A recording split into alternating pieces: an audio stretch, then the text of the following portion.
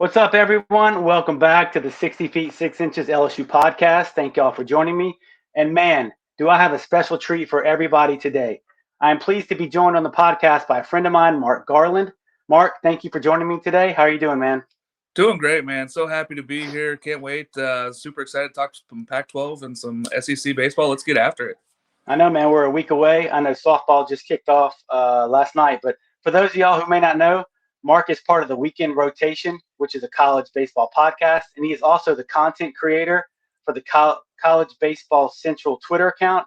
And new this year, he also got started the College Softball Central account as well. So, Mark, why don't you tell everybody about both of these ventures and where they can find your stuff? Yeah, the weekend rotation was really just an idea that we wanted to go out and cover more baseball. So every Saturday morning when season starts, 8 a.m. West Coast time, we get going. We start up. We try to do an hour and a half on all the games and getting people previewed for the weekend. And then collegebaseballcentral.net, we started our website. We got that up. So we have writing articles and we have all the Meet the People. And we started the softball side, and it really took off during the World Series last year. So now we do a podcast probably about once a month here where we keep everybody informed of what's going on in the world of softball. That's awesome, man. And kudos to y'all for softball, because I think about 10 years ago they started putting the Women's College World Series on, and it's fun, it's fast paced, and those girls are really good. And you just don't see a ton of softball stuff out there, at least not that comes across my timeline.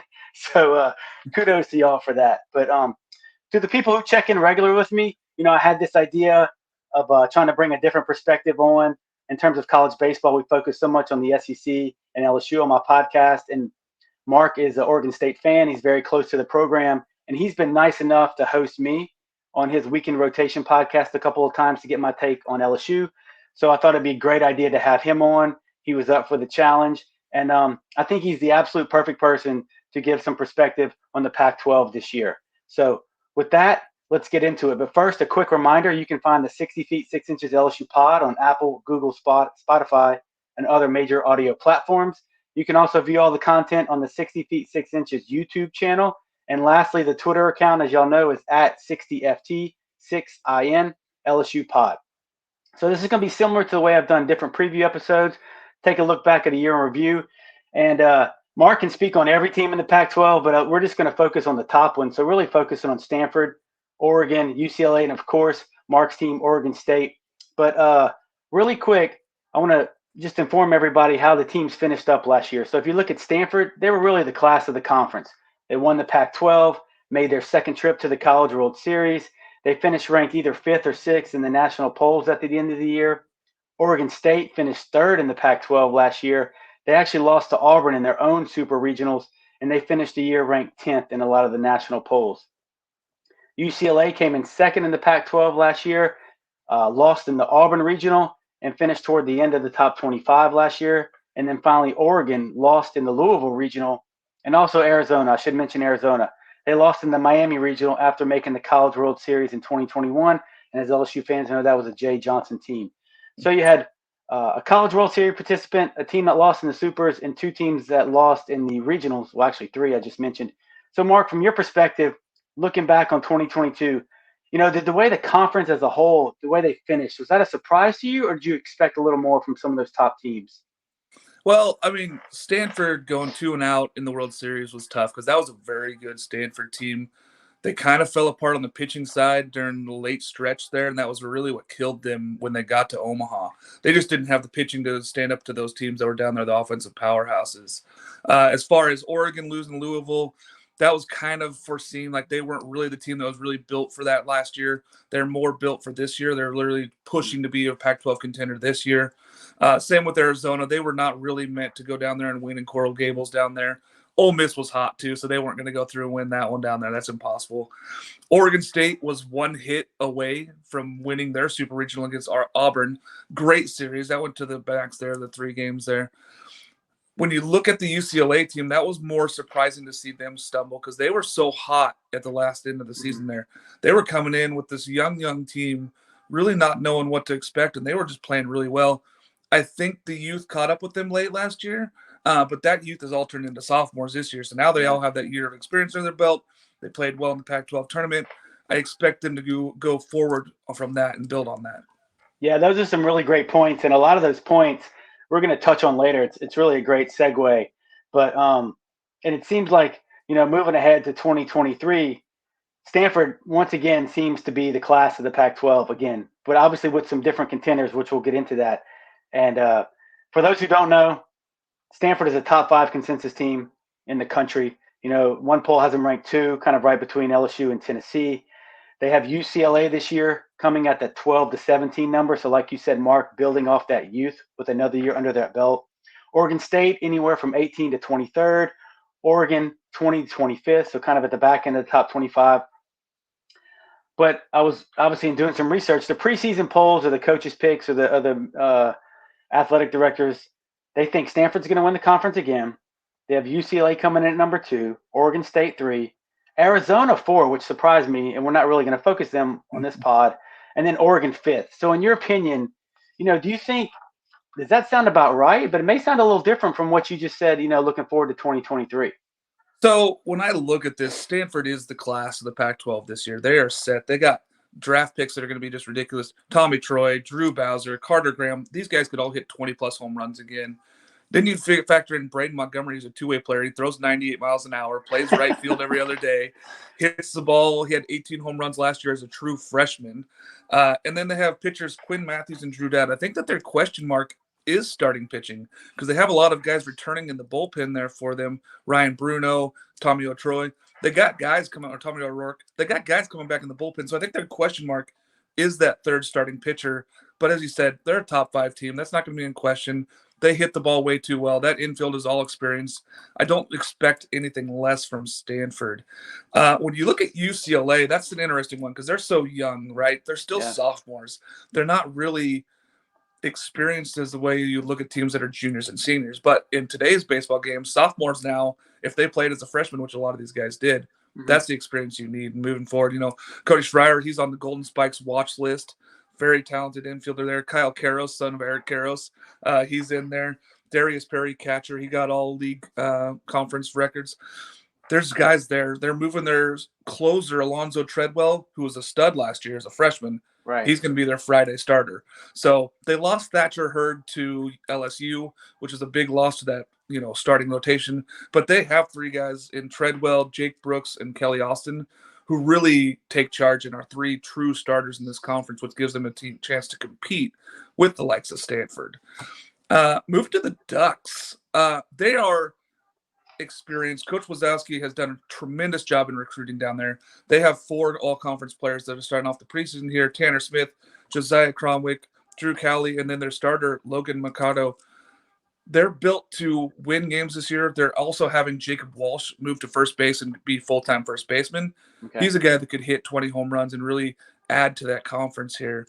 And then when you look at the Beavers, they're having to replace a lot. So I think that's why teams are a little bit hesitant in putting them higher in the top 25. They're replacing 4 draft picks, 3 from the outfield, 1 from the starting mound there. That's a lot to replace there. But they have guys like Travis Bazzana coming back, Garrett Forrester. Trent Sellers is a transfer-in pitcher who with 27-1 in the NAIAs.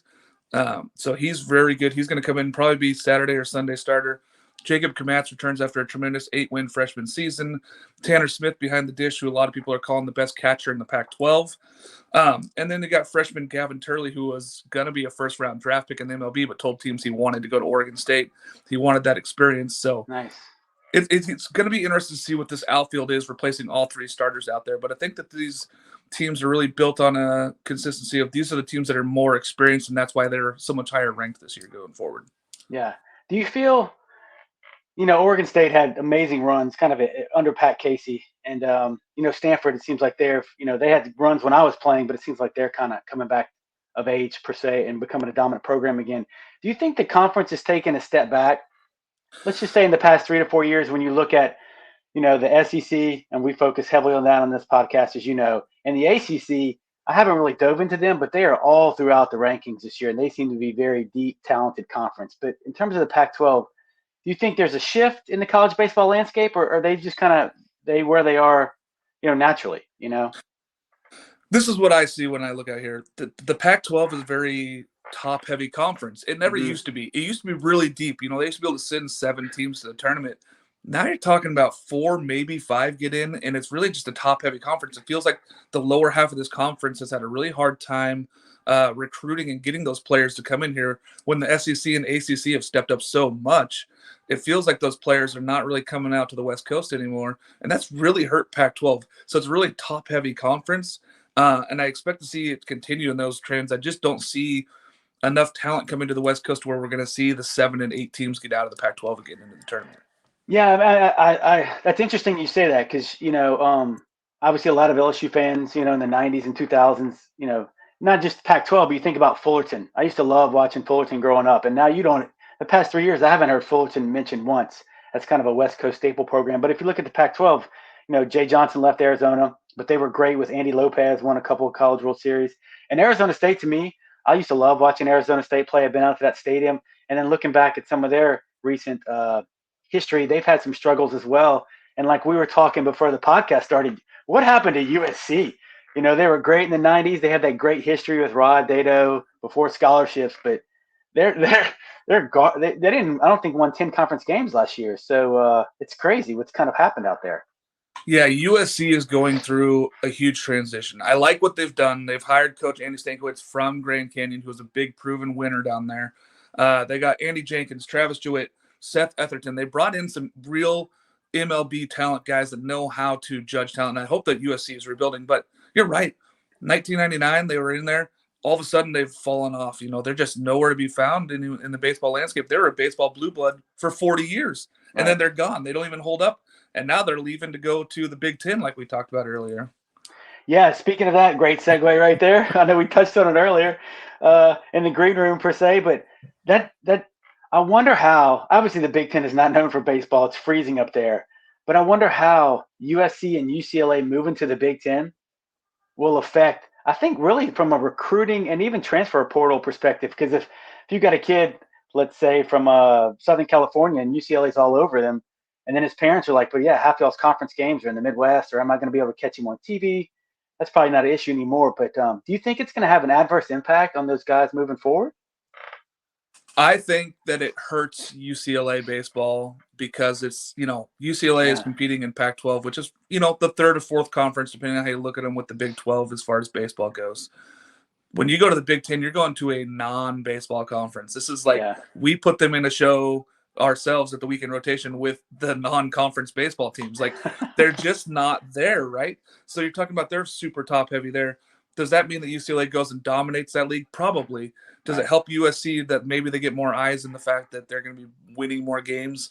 Possibly. But I think it hurts UCLA a lot. And I think it does hurt recruiting. How's a parent going to be able to watch a game when USC is going to play Rutgers on the East Coast for a weekend series? Those families aren't going to be able to travel and to watch these games. So maybe those kids start going to schools around, like Arizona State starts to rebuild. And then you're talking about the Oregon schools and Washington schools might get more of these LA kids because their parents want them to be in the conference at home. Yeah, no, I totally agree 100%. It's I don't think it's really something, and I would say UCLA more so than USC. I agree with that just because of their brand and what they've been in the college baseball landscape. It's almost similar to the fact that Texas and Oklahoma moving into the SEC. Word came out yesterday. I think they're moving into the conference a year early. So that's the rich kind of get richer in terms of baseball when you look at the college baseball landscape, adding those two programs. But real quick, I always like to touch on some non-conference scheduling. And to me, it's very interesting. I love to see different cross-regional matchups. And now, as you know, the advent of the tournaments is back. LSU's playing in the Round Rock tournament. Last year, they played in Houston with the Shriners Classic. They have a kickoff tournament in Arlington where the Rangers play that a lot of SEC schools. Then they have a Frisco tournament. Then Ole Miss is traveling up to Minneapolis to play in like a Cambria Classic. But we don't have to get too deep into everybody's non-conference schedule, but are there a couple matchups that maybe pique your interest from a Pac-12 perspective when you look at these teams' non-conference schedule? So Pac-12, when you look at these teams, a lot of them have to travel. They're like northern teams. So it's cold, it's Yeah. wet up here. It's 40 degrees and rainy. So I know like Oregon State, they're going down to play in Surprise, right? Because that's what they do every year because it's nice and they can go get games in. Yeah. They're guaranteed to get those games in. It's a big deal. So going down and playing and those kind of things is big. I know Stanford last year went to Round Rock and they played in that tournament to get some games in. It's important for these guys to go out and reach and play some of these better teams all over the country, kind of to just use it as a measuring stick when you really get into it and find out what your team's about. I know Oregon, U of O is kind of weird. They're hosting Xavier on opening weekend, which is like, all right, we're going to see what happens here. Like, this is not a good Xavier team, but I understand what they're trying to do. They're trying to build that home base, trying to get more fans into the stands because it is tough when you're up here because a lot of your preseason is on the road. I know Oregon State, Coach Canham talked about they're having their second weekend at home against a Cal team because they want to have more teams come to Oregon State to play in the preseason because they seem like they're on the road every year, which is the most difficult part. Yeah, I think, and I agree. Even looking through some of those guys' schedules, it's interesting. When you look at the West Coast teams, even some of their midweek games are road games. Yeah. Whereas, teams in the SEC have so many quality college baseball teams around to where during the midweek, LSU can reach out and play UL Lafayette, Tulane, Louisiana Tech, even like Southern Miss or South Alabama are down the road. The same for any team really in the South. It's easy, but just some things that I picked out. I saw like Arizona State. I think this is really cool. Arizona State's playing a 3-game set at Mississippi State. Yep. But then they're playing a midweek series at Oklahoma State. So it's interesting. Those guys, they got to fly out. They play a Tuesday, Wednesday. Then they got to fly back to get ready for a weekend slate. And then another thing that kind of caught my eye is Stanford is playing 3-game set at Oklahoma. So who finished as a runner-up last year. As you mentioned, Oregon, for my Louisiana faithful out there, Northwestern State from Natchitoches is traveling all the way to Eugene. I have no idea why. They're going to play Oregon in a 3-game set. But I think the most interesting one is UCLA traveling to Vanderbilt for a 3-game set. So do you think – I've mentioned it on my Twitter account. I would love to see some type of ACC versus SEC showdown, much like they do in basketball, like the ACC Big Ten Challenge. Do you think you'll see more of UCLA going to Vanderbilt, and I'm sure Vanderbilt maybe returns a trip, or Arizona State going to Mississippi State? Do you think you'll see kind of more of that cross-regional home and home series, even with those tournaments out there? So now it's become more popular for these teams to set those things up because of money, right? They can afford to do it now. Some of these schools are able to afford themselves these luxuries of being able to play coast to coast and being able to play these teams that they really want to play. Also, with social media and how the coaches can connect now, it's so much easier to schedule these games out with guys that they want to play against and teams that they want to play. So I think we're going to see more of that where you're going to see these good teams playing each other versus having to play regionally because there's teams, like you said, LSU plays a lot of teams that are right down the road. Well, that's because of regionally it's so much easier and it was such an easier expense. Now these guys can afford to travel. They can send these guys elsewhere. And the online schools and the tutors and everything else has come so far with student athletes. Taking a Tuesday, Wednesday trip on the road is not the end of the world. It's not that tough. Then you fly back Thursday and you're ready to play your home series on Friday. So I expect to see more of this in the baseball landscape than we have in the past. Yeah, that's a great point you brought up with all the amenities they have now, not taking bus rides and a lot of things they do with tutors. But I would love to see LSU, and maybe it'll happen with Jay Johnson and kind of his West Coast connections, schedule a really tough non-conference opponent, at least one. If you're going to do a tournament, then you have one tough non-conference opponent, whatever that conference, and then usually they have one or two kind of layup weekend series to get some guys some PT. But I would love to see that continue to happen. So how many times have we seen LSU have to travel out west for the tournament? Like they've had to come to Oregon. They've played Oregon State. Like these schools have already played each other. So getting that done in the preseason would be a really big thing for a lot of these schools.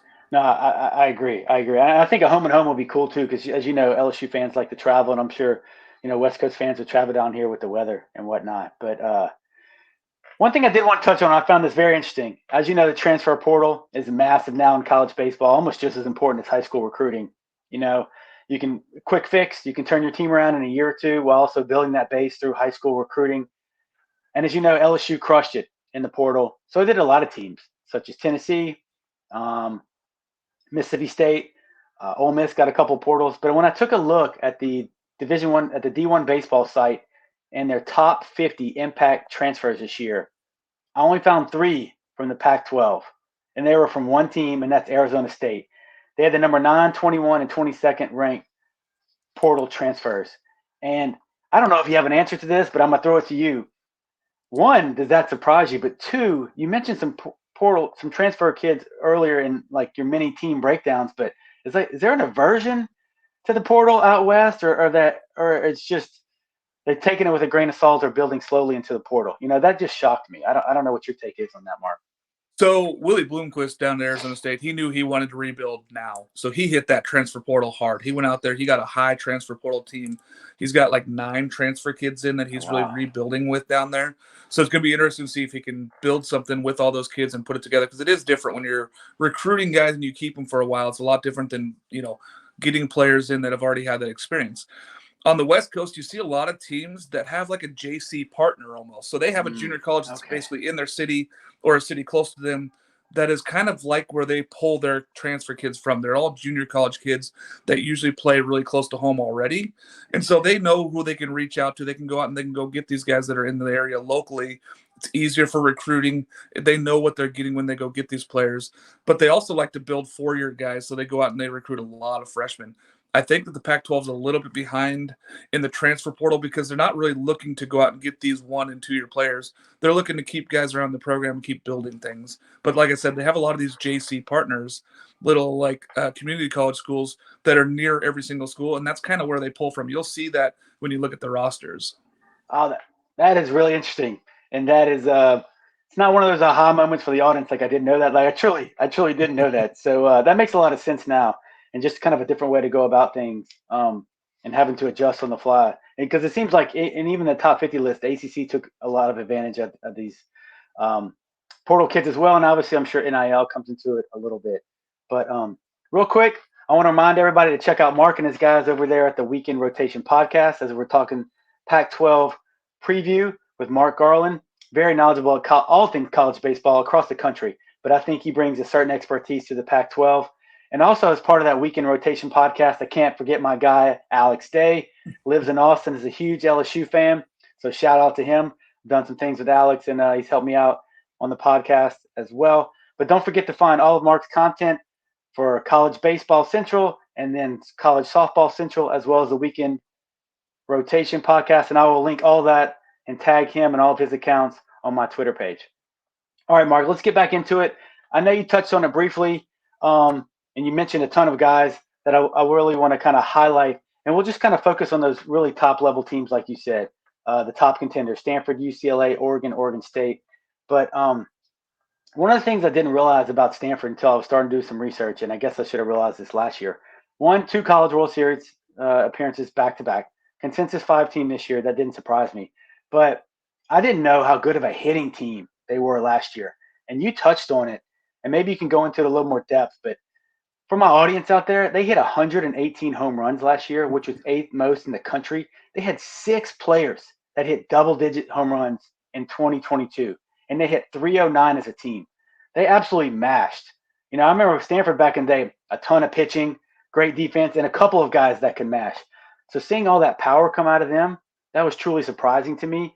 And you mentioned it, like Braden Montgomery, who's a dual-way player, and just who are a couple other guys you mentioned that hit double-digit home runs, and kind of what you expect those guys to do this year. So when you're talking about the long ball and you're talking about Stanford, for me it starts with Carter Graham. Okay. People don't realize how many that guy hit 20+ home runs last year. I think it was 28, and he just crushed the ball. Like, this is a great power team. Drew Bowser had a down season where he hit 280, but he also had 18 home runs, and he came on late as a hot hitter. Tommy Troy is going to be a top 5 MLB pick. They have him really slated high as a second baseman. Wow. He's a double-digit home run guy. And Braden Montgomery, like you said, as a freshman last year in the conference, he hit 18 home runs. And he went out there and threw 98 miles an hour on the mound whenever he came in the bullpen. So there's 4 guys returning with double-digit home runs that could all hit 20 home runs. You could see 100 home runs from just those 4 players this year, which would be tremendous for Stanford when they're looking at what they can do numbers-wise and playing in that Sunken Diamond ballpark. Yeah. I mean, that's so Montgomery, was he used mainly as a closer last year? Obviously, I'm sure you got to watch his arm and watch the amount of time you get him on the mound, but is that how they used him? They used him in bullpen. They really didn't use him as a closer. They really didn't put him in any pressure situations. I think they more or less just wanted, Coach Esker just wanted to get him some innings and just get him used to pitching in Pac-12 play and get him used to pitching in those games. I think this year you might see him more in a setup role or coming in or maybe even closing, just depending on what the situation is down there in Stanford. They have a lot of good bullpen, but I expect to see him get a lot more innings, maybe up there in the 50, 60 innings this year. Oh, wow. Okay. That is a lot. You're exactly right. And I saw not only could they hit, because that is a murderer's row. That lineup, to me, looks like that could match up with any lineup in the country. SEC, no bias here. I mean, those guys can absolutely mash, and I'm sure they're going to do it again. But it also looks like they have some arms. It looks like they have a couple of key starters coming back in Dowd and Uber, 15 and 10 game starter respectively. But another guy looked like a big piece, and I don't know how much you know about Quinn Matthews. He had 9 saves, 27 appearances, 9 games started, really kind of a jack of all trades. Amazing ERA. How do they look on the pitching side to go along with that, 27 Yankees type lineup? So Drew Dowd is going to take a big step forward, in my opinion. I think that he makes a huge leap there. He had some really good moments last year. Then he had some really down moments where he came out and got hit really hard. Quinn Matthews was the same. So when they were up for the Oregon State Series in Corvallis last year, they took 2 of 3, and that really jump-started their season because they were already a 500 team at that point. So they really had to get going after that Corvallis series. Quinn Matthews struggled. Esker makes the decision to put him in the bullpen and start getting him used to throwing in important times and throwing in those. I think you see him move back to the starter role this year and really take off as like those two are going to be a two-headed dragon to where they really could lead this conference in a lot of categories pitching-wise. Do you think, wrapping up on Stanford here with Mark, do you think, I don't want to overstate this or a prisoner of the moment, but do you think Stanford is taking the step to become the most dominant program out west with this 2-year run? And, I'm not getting into the weeds. I don't know who they have coming on board or what they're looking like in terms of depth in their entire roster. But it seems like, last year and then this year, they're kind of building something special out there, and they look like they're loading up. Yeah, I think that they are doing a really good job of keeping people cycling through this program that are really highly talented. The problem is it's hard to recruit at Stanford because of the entry requirements. It's just hard to get kids in that are really, unless they're perfect students and they have really good grades and everything else, it's just hard to get to Stanford. Yeah. Esker's done a great job of recruiting the right guys for his team and putting them in the right positions. I expect that going forward. I think that schools like the Oregon State and Oregon and Arizona State are catching up, though, because they're realizing that they can build these programs and they have a little bit easier requirements to getting into the schools. Gotcha. Yeah, that makes sense. Obviously, with Vanderbilt down here, we've seen that as well. But great stuff right there. So let's move on to UCLA. So just to remind people, they were ranked anywhere from 12 to 17 in the preseason polls. And it seems like UCLA has always been in the conversation since Savage has been out there as their head coach. They always kind of pump out some good pitching. They still kind of typify what I think of. Stanford blows this analogy out the water as a typical West Coast baseball program. And you mentioned it earlier, and you're spot on in doing some research. They are super young. I think the 2 guys up the middle, and Cody Schreier and Gurson, were freshmen last year. Correct me if I'm wrong. And I saw where Cody Schreier is the 6th-ranked shortstop in the country. Surprise to me. And that I was wondering if that was Eric Karros' kid with Kyle Karros at third base, and he had a lot of pop. Looks like a big kid at third. And like you said, they returned some outfielders for the Bruins. But in looking at their hitting numbers, do you think they're going to have the bats? I know you said they were young and they're all going to take a step forward this year. Are they going to have the bats in that lineup to challenge Stanford for that top spot this year? So that's the question when you look at this team. They don't really drive the ball out of the ballpark. They really feel more like a West Coast team where they're going to bang it around with the doubles and they're going to hit the singles and they're going to move guys around. They do a lot of hit and run. They do a lot of things where they move those runners with bunts, and they try a lot of different ways to get runs in. They try to manufacture runs. I think that these guys are going to be a little bit stronger. I think you might see those power numbers jump up a little bit, but it's not going to match Stanford as far as hitting-wise. They're just not going to do it. They're going to have to do it with the arms, I believe. Okay. Yeah. To your point, they only hit 47 home runs last year. I think that's 2 of Stanford's kids combined. So it's interesting. So speaking about those arms, and you mentioned him earlier, but maybe Jay Johnson can pull another rabbit out the hat. But freshman All-American Alonzo Treadwell, you touched on him earlier, but maybe go back and revisit that because that was a little earlier in the show. Team USA participant, freshman All-American, 25 appearances, 4-1, a 2.11 ERA, 6 saves, and a 195 batting average against. I mean, he seems like the absolute real deal. And then an article I read, it seems like, I believe you mentioned it, they're going to bump him to the starting rotation as well. So how does this UCLA pitching staff shake out? And then, what's your feeling on Treadwell? Because he seems like a stud. Treadwell is a stud. I mean, you watch him pitch last year in the Pac-12, and as a freshman, he'd go up against some of these lineups we're talking about, the Stanfords, the Oregon States, the Arizonas, the Washingtons, really good lineups last year, and he shut them down. He was tremendous on the mound, and I think that building from a freshman now, he's going to be a sophomore. He got all those accolades. You've seen it before with guys like Kenyon Yovan who have made that change from being a freshman All-American closer at Oregon. Then he starts in the weekend rotation, and he's a stud on Fridays. I see that transition for Treadwell. I believe that he's going to step in and be elite right now. And then you've got guys like Jake Brooks who were coming back from injury last year. He started a ton of games. He had a ton of experience before he got hurt. And then you got Kelly Austin, who was their third starter. So they have three guys with a ton of experience. They might have the most front-loaded pitching staff in the Pac-12. Wow. Well, I wasn't going to plan on asking this, but man, I just can't help myself. The UCLA Vandy series is going to be awesome, especially when you look at pitching. You just mentioned those three guys, and then Vandy's got Holton and Futrell, the two lefties, and they have a ton of experience in the stud in the bullpen too with their closer coming back. I think it's Thomas Schultz. But I mean, any early predictions on that series going across the country? That thing's probably going to be 2-1, right? A squeeze wins it in the end. So I had I got to see Vanderbilt play 5 games last year. I saw him play in Hawaii, and then I got to see him play in the Corvallis Regional. And those pitchers were the real deal. They really match up well with this UCLA team, I think.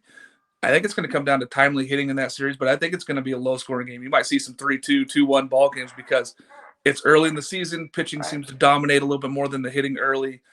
I expect these to be great series, but I think UCLA could surprise them and take 2 or 3. Yeah, it wouldn't surprise me. It seemed like they're very similarly built, and Vanderbilt lost a lot of pop this year, and I have a lot of questions about their lineup. Their pitching staff, I'm sold on, but their lineup. So just a great series to be looking out for. All right, moving on. I know you don't want to do it. We got to talk about the Ducks, And I'm really curious on your opinion on these guys. Because when I think of Oregon, I'm sure a lot of people down south do, obviously you immediately go to the football program, right? Nike, the uniforms, all the flash. But they also have a solid baseball program. It may not be spectacular, but it seems to be very solid, and they're always fighting for a regional. How would you sum up their program? Do you think they're just a fringe top 25 team, and they're going to be trying to get into a regional that year? Is that their ceiling, or do you think that's their floor from a kind of, you live out in that region, from a program perspective? So, they had Coach Horton, who just got inducted to the Hall of Fame. He's the one who started that program back up. Great. They had a hard time transitioning. Coach Wazakowski has done a tremendous job with this team. And they have really bought in as far as the school-wise. Like, they've fixed the ballpark. They've put in all sorts of facilities. They have one of the best hitting facilities in the country out there. They've shortened up the field. They took it in 10 feet last year. So They brought in that. You can see the power numbers rose tremendously for this team. They have really built a winner down there, and that's kind of his mindset, is to win now. He's not looking for the future. He wants to win this year. He wants this team to be elite right now, and he's gone out and got some players that really make this team better. And Tanner Smith in the outfield, catcher Josiah Cromwick, Drew Cowley in the infield, and then they're adding Jacob Walsh, who was really having a breakout season last year. He just didn't get full time by himself at first because he was kind of a freshman and really wasn't there yet. I expect he could have 20 home runs, like I was saying earlier, for that team at first base. He's a really good power hitter. Yeah, and to touch on that, they almost, not to the degree that Stanford did, but they hit 310 as a team last year, which was good for 10th in the country. So they could really mash.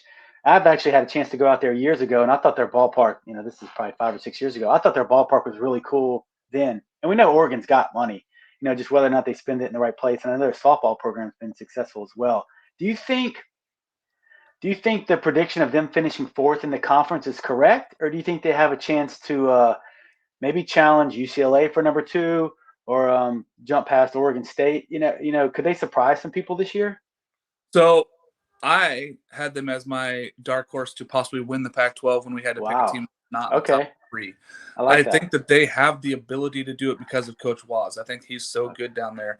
Logan Mercado also is a everyday Friday starter. He could be what key element is needed for this team to be successful in Pac-12 play.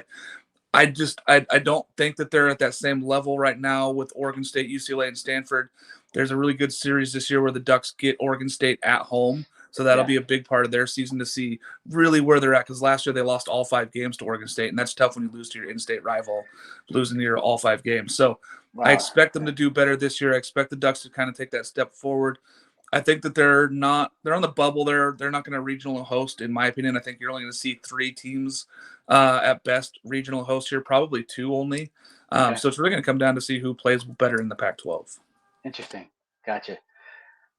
Real quick, I want to remind everybody as we're continuing our Pac-12 preview with Mark Garland. So just remember, check out all of his stuff over at the Weekend Rotation Podcast. They do a weekly live show. They don't just talk about Pac-12. They talk about everything. He's got guys stationed all around the country, that can talk SEC, ACC with the best of them. So, and once again, don't forget the College Baseball Central Twitter account, the College Softball Central Twitter account, and all that stuff will be linked on my page. So you can make sure to follow Mark throughout the year. Okay, we made it. We made it to the end. Let you talk about your team, go off, and praise them as much as you want. So we got Oregon State up next. The Beavers, to me, have really been, kind of the quote-unquote program. I don't think you have to put quotes around it. The program out west for, probably going on 15 years. They've been a thorn in LSU's side on numerous occasions.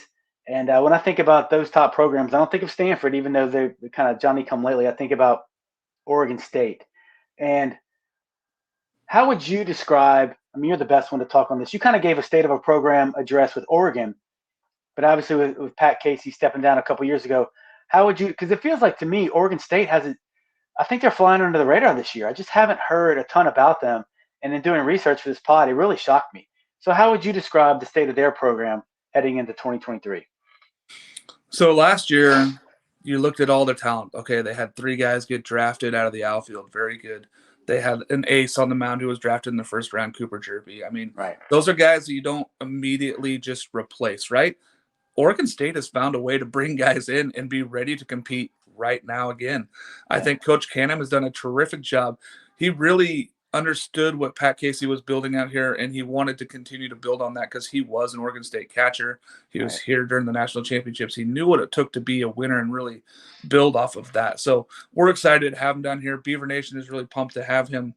And when you look at this team, Garrett Forrester is highly rated. I know D1 Baseball had him as the number 4 first baseman in the country. Right. You might see him play a little third this year, surprise. He might be moving a little bit around the infield, trying to help them out to figure out getting new guys in the lineup and such. Travis Bazzana was a true freshman All-American last year. The guy was a stud. He put on 15 pounds of muscle. He's hitting the ball 115 miles an hour. It was incredible seeing him in fall ball. He looks like a beast right now. And then you got guys like catcher Tanner Smith, who split time last year with Logan. Well, now he's going to get the job to himself, and really coaches fawn about his ability to be a defensive catcher, which is huge for that pitching staff and Coach Dorman. They have a younger pitching staff that has a little bit of experience, but they're younger, so it's going to be really important to be successful as far as Tanner Smith behind the dish for them. Gotcha. Do you think – you mentioned those great hitters in Bazzana, who's going to have a breakout year this year for people that may not have heard about him, and Forster. But then kind of looking back for me, all I can really do is go off the stats for the most part. They did lose some of their top hitters. Do you think they're going to have trouble scoring runs and or protecting Bazzana and Forster in that lineup? I don't, but I've been watching them a lot this fall. So they brought in one of the best freshmen in the country in Gavin Turley, right? And he could have been a first-round draft pick, but he said he wanted to go to Oregon State. Super talented kid. He has been crushing the ball. They brought in a JC transfer who was already planning on coming to the program before as a freshman, but really didn't have the grades to get in. Ruben Cedejo. This team actually got faster than they were a year ago. So I think you're going to see a little bit more speed in that lineup. I think you're going to see a little bit more of the small ball. But there's guys that have enough pop that are really bringing it this year. Brady Casper, who's been on the program for a couple of years, he put on 10, 15 pounds of muscle last year. He was hitting the ball at the ballpark there.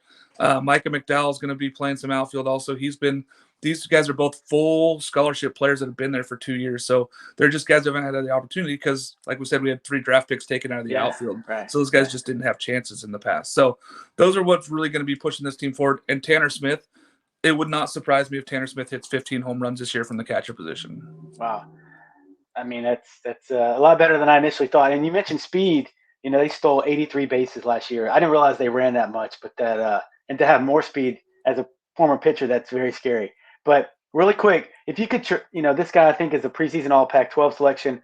Sticking with Oregon State here, maybe touch on Ben Ferrer, and I hope I'm saying that correct. Yep. But just to let everybody know, this is his stat line from last year, and this is really truly impressive. 4-0, 1.72 ERA. I mean, just minuscule. 62 and 2/3 innings pitched, 78 Ks, so more than that 1-to-1 ratio we talk about here on the pod.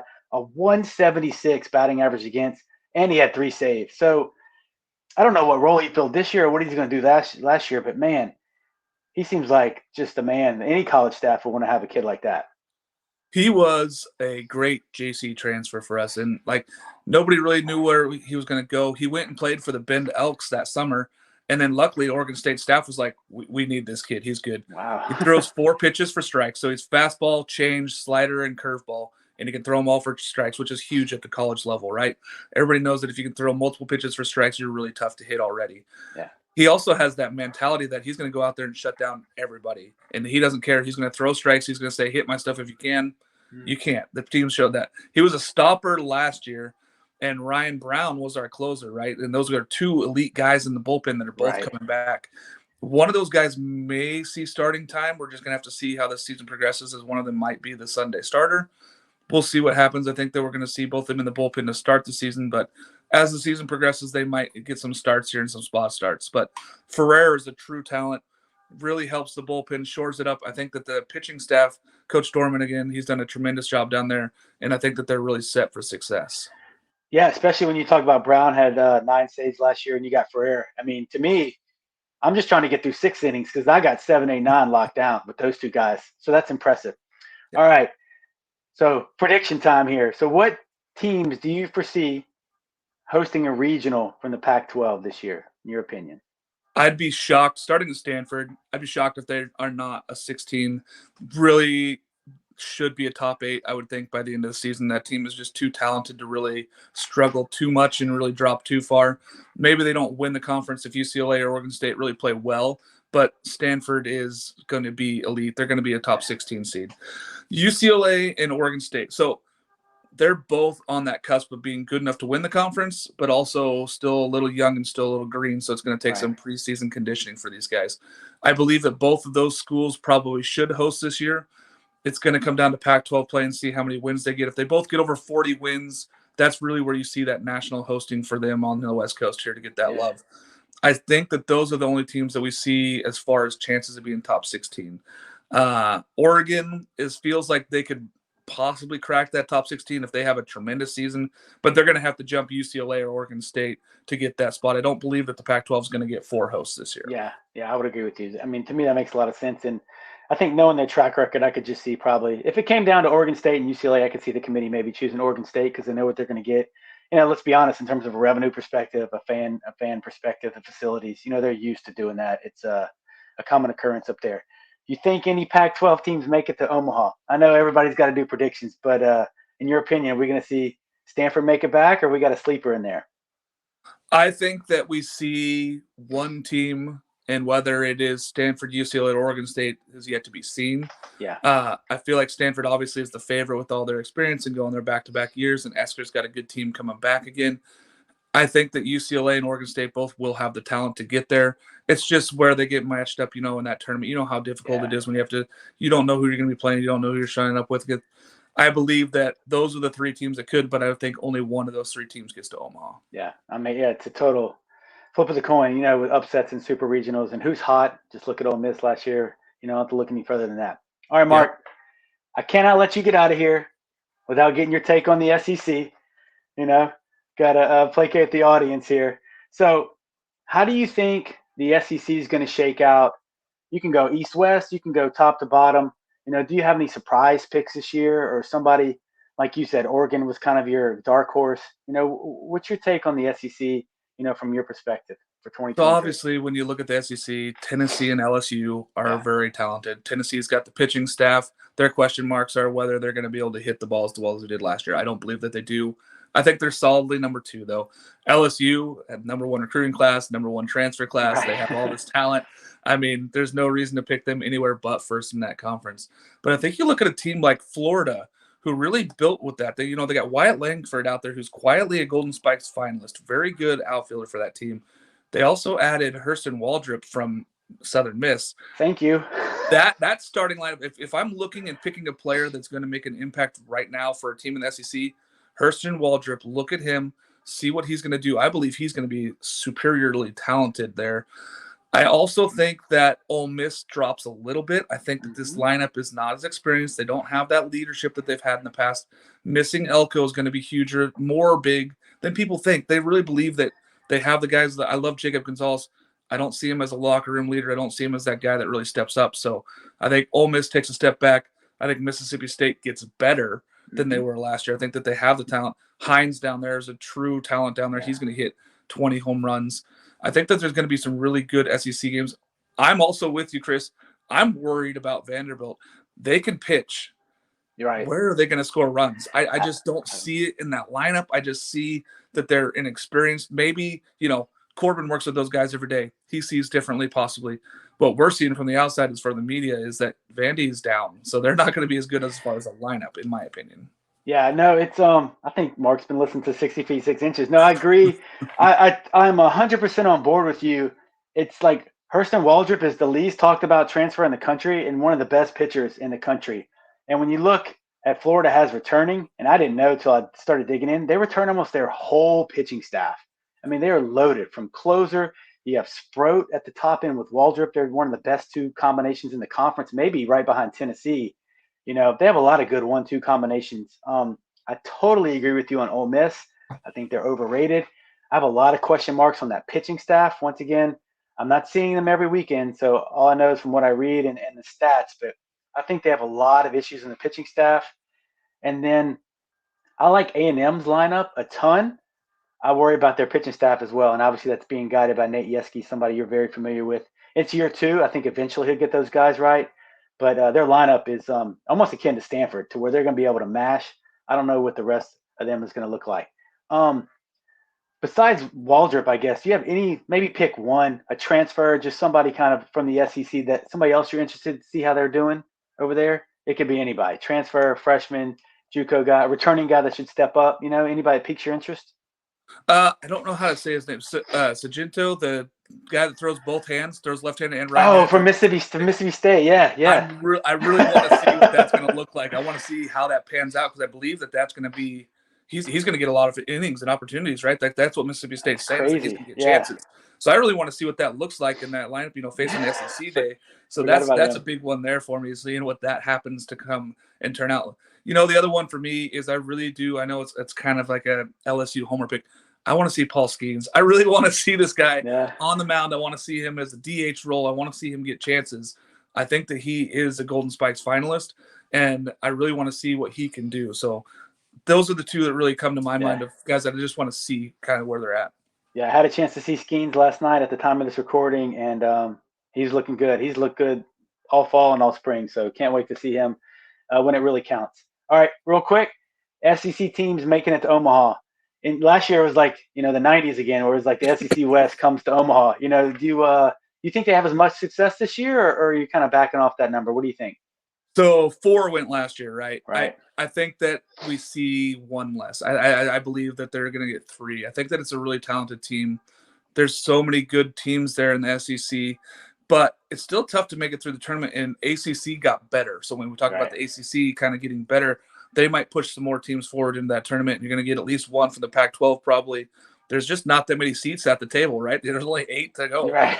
I'm going to take 3. I think that 3 teams make it. I would love to see that LSU gets there. I think Tennessee really breaks through. I think that this is their year with pitching and everything else in the falters last year. I think that that's a team that gets through. And then you're going to be looking at, Florida, A&M, Mississippi State. Arkansas, one of those teams is going to try to get Arkansas, like DVH. I know that they just took a big hit on their Friday night starter, just went down for the season with Tommy John surgery. So they're going to have to figure something out there. But, it takes a lot to get to Omaha. It takes a little bit of luck and a lot of skill. No doubt. So, well, man, I appreciate it. So that's going to do it for us here at the 60 feet 6 inches LSU Pod as we wrap up a special Pac-12 preview edition. I want to extend a huge thank you to Mark Garland for getting up early on the West Coast and talking really it turned into all things college baseball, but really focusing on the Pac-12 and giving his very educated take on the SEC. So I really appreciate you joining, Mark. Thanks a lot. Thanks. Anytime, just hit me up. I'll come on. I love it. Love That baseball. sounds great, man.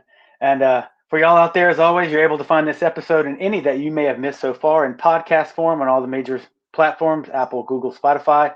This episode is also going to be available on the YouTube channel, 60 feet 6 inches, and also be on the Twitter account at 60ft6in LSU Pod. So make sure to go check out Mark and all of his amazing content, the Weekend Rotation podcast, College Baseball Central, College Softball Central, all that stuff will be linked on my Twitter page. And don't forget, I have one more episode left in the SEC preview rundown. And that's right, I'm saving the best for last, baby. LSU and Tennessee kicking the season off. That will be dropping Wednesday. And hopefully I got one more thing special in store for you on Thursday, right before opening pitch at Ally Buck Stadium kicks off on Friday. So until next time, y'all stay safe. And as always, go Tigers.